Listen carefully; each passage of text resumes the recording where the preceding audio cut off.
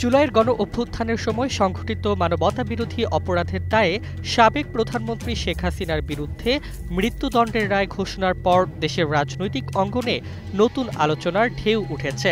ঠিক এমন উত্তপ্ত মুহূর্তেই সামনে এসেছে পুরনো এক দলিল, যুদ্ধাপরাধে দণ্ডিত কাদের মোল্লার লেখা আবেগমাখা সেই চিঠি, যা নতুন করে আলোড়ন তুলেছে সামাজিক মাধ্যমে।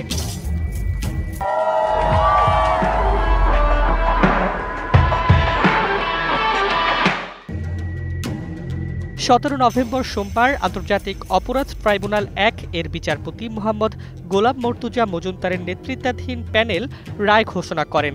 আর এই রায়ের পরপরই ঢাকা বিশ্ববিদ্যালয়ের ছাত্র সংসদের এজিএস মহিউদ্দিন খান তার ফেসবুক পেজে কাদের মোল্লার হাত লেখা চিঠিটি পুনরায় পোস্ট করেন, শিরোনাম দেন অবিচার থেকে বিচার।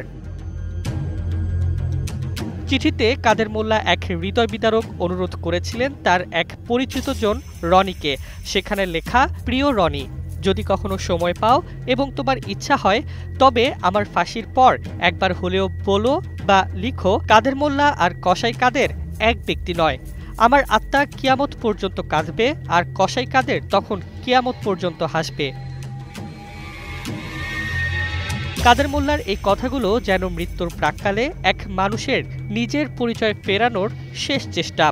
বছরের পর বছর ধরে বিতর্ক, বিচার, রাজনৈতিক উত্তাপ, সবকিছুর মাঝেও এই চিঠি একটি মানবিক অনুভূতির দিক খুলে দেয়, যা আবারও আলোচনায় এসেছে শেখ হাসিনার বিরুদ্ধে ঘোষিত মৃত্যুদণ্ডের রায়ের পরিপ্রেক্ষিতে।